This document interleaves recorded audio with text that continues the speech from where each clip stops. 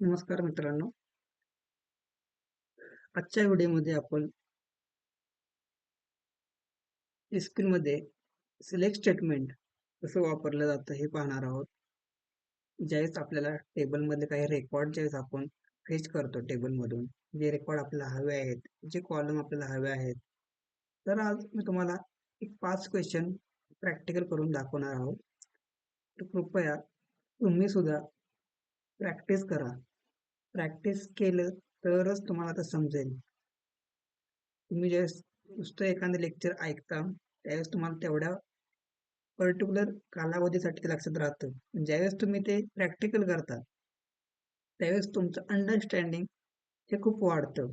तर माझी तुम्हाला कळकळीची विनंती आहे, प्लीज करून तुम्ही प्रॅक्टिस करा. Practice makes a man perfect. So please keep practice. So पहिला क्वेश्चन काय तर बघा. पहिला क्वेश्चन आहे की मला असे रेकॉर्ड हवे आहेत कोणत्या टेबलमधून display product I D product name from product table. Product टेबलमधून मला प्रोडक्ट आय डी आणि प्रोडक्ट नेम हे दोन कॉलम मला हवे आहेत. पण तुम्ही कधीही कोणत्या तरी डेटाबेस किंवा टेबलवरती काम करण्याअगोदर पहिली गोष्ट करणं गरजेचं आहे, ती म्हणजे तुम्हाला तो डेटाबेस सिलेक्ट करावा लागेल. डेटाबेस सिलेक्ट करण्याची कमांड काय आहे, तर यूज. कोणता डेटाबेस आहे, रिटेल. यूज रिटेल तुम्ही सिलेक्ट करा. So you will be ready to work in this database. So कृपया प्लीज मी हे व्हिडिओ मराठी मुलांना सोप्या भाषेत समजावं किंवा त्यांची अंडरस्टँडिंग लेवल वाढावी ह्या हेतून बनवत आहे. माझी इंग्लिशची सुद्धा प्लेलिस्ट आहे. सो आता ह्या डेटाबेसमध्ये किती टेबल आहेत आपल्याला चेक करायचे, तर आपण कसं चेक करतो, शो शो टेबल्स.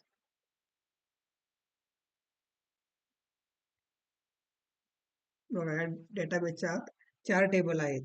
मी मागच्या लेक्चरमध्ये रेकॉर्ड इन्सर्ट केले होते रिटेलच्या डेटाबेसमध्ये. हे रेकॉर्ड मी इन्सर्ट केले होते. आता पहिल्यांदा तुम्ही सिलेक्ट स्टार फ्रॉम. स्टार का वापरतो आपण, जर आपल्याला टेबलमधले सगळे कॉलम हवे असतील तर आपण काय करतो, स्टार वापरतो.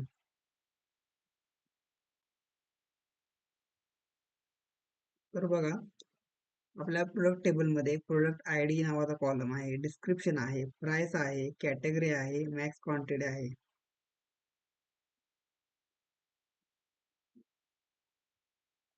आता याच्यामध्ये आपल्याला काय हवं होतं, तर आपल्याला 2 कॉलम हवे होते. कोणते, प्रोडक्ट आय डी नावाचा एक कॉलम हवा होता आणि प्रोडक्ट नेम म्हणजे डिस्क्रिप्शन फ्रॉम प्रोडक्ट टेबल मधून. तर तुम्ही हे रन केलं तर तुम्हाला बघा तुम्हाला 2 कॉलम दिलेले आहेत. तर एसक्यूएल मध्ये आपल्याला हवं तसं आपण डेटाच्या कॉलम वरती रो वरती ठेवू शकतो. हा दुसरा क्वेश्चन बघा, जो आपण आता केला होता तो दुसरा क्वेश्चन आहे. त्याला काय, ज्यावेळेस तुम्हाला सर्व कॉलम पाहिजे असतील त्यावेळेस जस्ट सिलेक्ट स्टार वापरा. फ्रॉम कोणता टेबल आहे तो टेबल करा, तुम्हाला ते सगळे रेकॉर्ड दिले जाते. थर्ड क्वेश्चन काय बघू आपण. थर्ड क्वेश्चन आहे, generate a report shows that product I D description category for all products. तुम्हाला 3 कॉलम हवे आहेत, तर काय करणार, select product I D description category from कुठून, प्रोडक्ट टेबल मधून. जो तुम्हाला टेबल हवा आहे तो फ्रॉम नंतर येतो.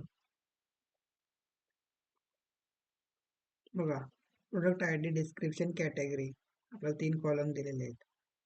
आता चौथा क्वेश्चन काय आहे बघा, की 3 record insert 3 products to product table with description field is empty. त्या डिस्क्रिप्शन मध्ये प्रोडक्टचं जे नाव आहे ना ते एम्प्टी सोडून तुम्ही असे 3 रेकॉर्ड इन्सर्ट करा.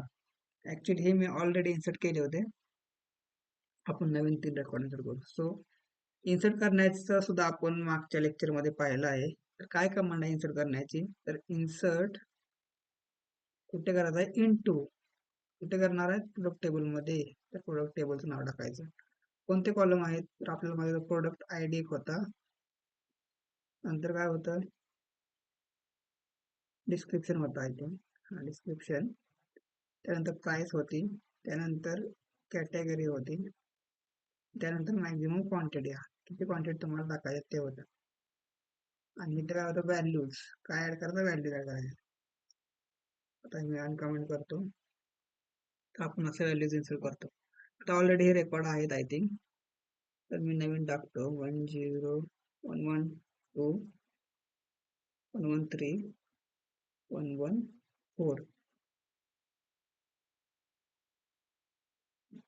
ठीक आहे, डुप्लिकेट झाले तर चालते. तर आता मी बघा इन्सर्ट इंटू प्रोडक्ट नेम टाकले, कॉलम टाकलेत आणि रेकॉर्ड इन्सर्ट करते. तर बघा रेकॉर्ड सक्सेसफुली इन्सर्ट झालेत. तुम्ही जर चेक केलं ह्या आयडीला 112 113 114, तर तुम्हाला मिळून जातील. आपण चेक करू.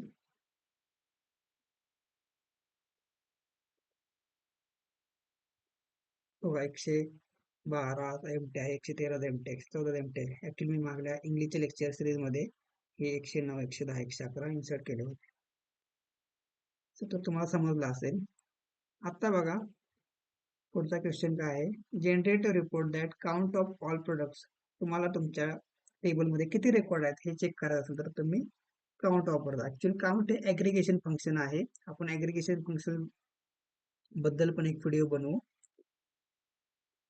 आता मला बघू तुम्हाला प्रॅक्टिस मध्ये कसं एसक्यूएल वापरलं जातं हे सांगायचं होतं. स्टार वापरा. तुम्हाला ते बघा, एकशे 6 रेकॉर्ड आहे आपल्या टेबल.